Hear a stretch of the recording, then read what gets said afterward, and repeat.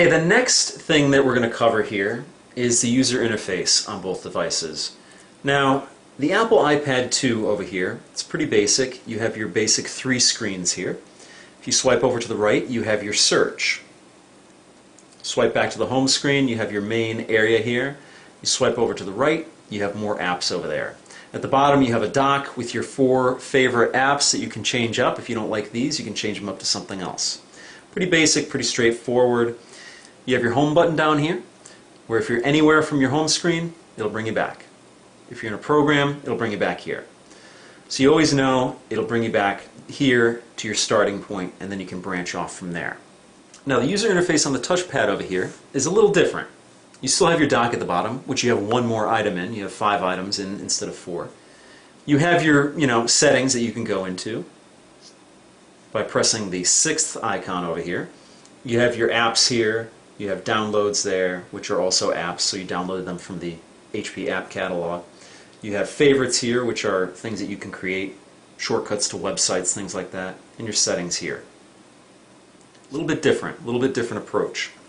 Now, like with the Apple iPad 2, you swipe over, you have a search. Well, you have a search on here, and it's always on your home screen. It's called Just Type. So they're very similar. You can just click on there and type whatever you want to search for it. But the thing where there's a big difference is this card metaphor that WebOS uses. Everything that you open, every program that you use is opened into a card, and it's placed on your home screen here, and you can just scroll through them. Now both devices, it's like butter, the user interface on both devices is smooth, it's very polished. A lot of work went into both user interfaces. But this card system, to me, is something special because it allows you to organize your workflow in a way that you really can't do on the Apple iPad 2 or even a Motorola Xoom or any other Android tablet. Right here I have a stack of things that could be related, and right now they're not for the purposes of this video. They're not. I just pulled up some different cards and stacked them. They're all web pages. They don't have to be. But you can organize your workflow. So this could be one task that I do while I have solitaire over here and I'm looking up something else over here. So visually, it's very easy to organize stuff on the WebOS touchpad here. And I really like it, and it really actually fascinates me, this user interface. And if you've seen any of my previous videos, you know that I really, really like it. I would suggest to you, if you're looking at both devices, definitely get your hands on an HP touchpad and try this interface out if you've never tried it before. Because it's something that's really special as far as I'm concerned, and it makes the computing, I can wrap my head around my tasks a little bit better, and you're not always going in and out of things, in and out of programs. You have your visual representation of what you're doing here, and if you don't want to deal with something anymore, you can just get rid of it. You can just swipe up and it's gone. You just got rid of a program. Off your plate. It's like clearing off your desk, only in a virtual form. Also, the gestures on WebOS are very interesting. Let me bring up another program and show you. Let's see, let's go to Facebook here and bring that up. This is a Facebook app, which is really nice, and I just set up recently, I set up a Tech Harvest Facebook page, so if you're interested, friend me, I'll accept your friend request. It's TEK Harvest, TEKHARVEST. But the reason I bring this up is I just want to show you some gestures here. Here's a full screen app here. Now if I want to just bring it into a card view, I can hit the home button down here, or I can swipe up. I can just swipe up from the bottom of the screen and it brings it into a card view. If I was in a different screen orientation, I could do the same thing with that. If I had it open here, just swipe up from the bottom of the screen and there you go. Same thing. Now interestingly enough, you can dismiss these items not only by swiping them up, but by slingshotting them down. Now there's 2 ways you could do it. This is one way where you do it in a landscape mode, where you just pull it down and pop, gone. It even gives you a little sound effect. If you flip it 180 degrees from that, you have your speakers up top here. You actually get a little Angry Birds Easter egg here. So listen up. Very cool. To me, it puts a smile on my face, and it gives the tablet personality, which are big points for me. I really like that. I really like, it's different. It's something not run-of-the-mill, not what you expect. Little surprises here and there. I really, really like that.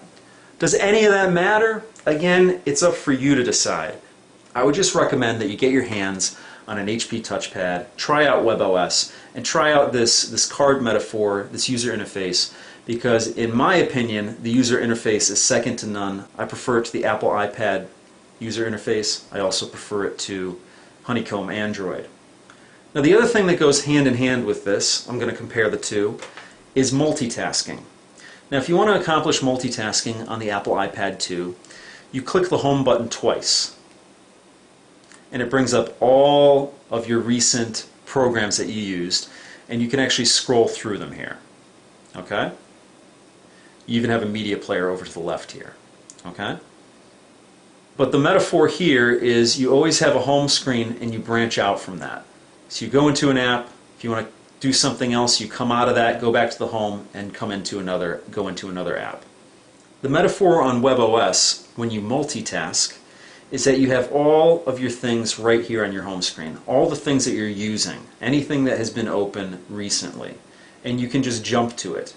I could just bring up another web page, it'll bring another card over here. Swipe up on that, bring it to the card view. These are all your things. It's more in your face. It's almost like having a desk, and you have things on your desk, you have a pile on your desk of related things. And you know, it's sort of like a reminder, oh, I have to, go to this. You don't have to go hunt for it.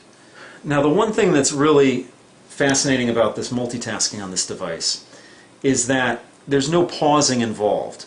On an Apple iPad 2, you actually have, when you have a program, you've been running a program, when you move to another program, it pauses that program, except for a couple of select things, such as a media player. That's true multitasking where it's in the background.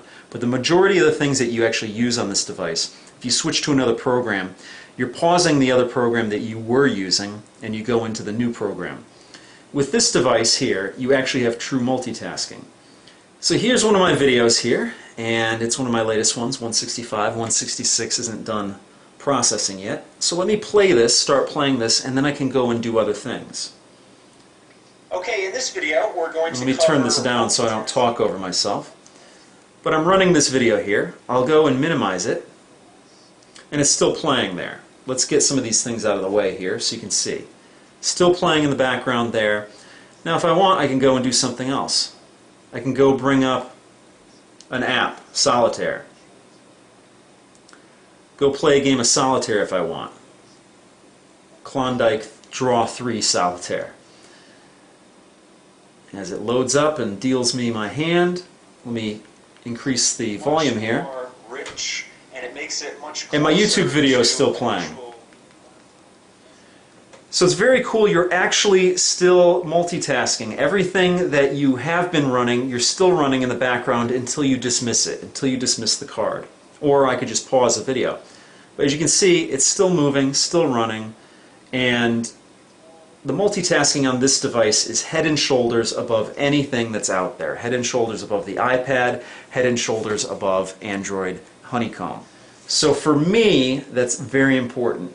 The card metaphor is very interesting to me, and the multitasking makes this more like an actual computer experience. You don't feel like you're using something that has lesser capabilities. You feel like you can do a lot of things on this device, and that's very important to me. So that pretty much rounds out the comparison between the devices. What do you think? Again, this video is for you. This video is to give you all the information you need to make an informed decision.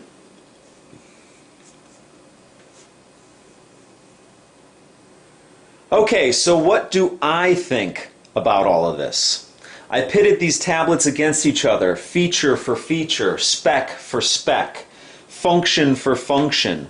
The iPad shined, the HP TouchPad shined. Each of them had their own areas where they really shined.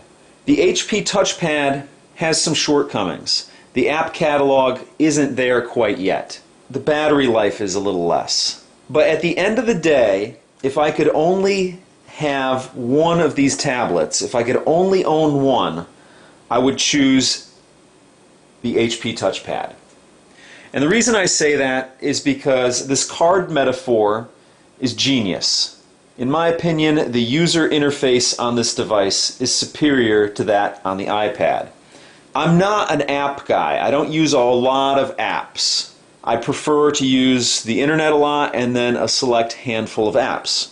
Now, as I mentioned on the review of the HP TouchPad, the handful of apps that I use are really not even on it.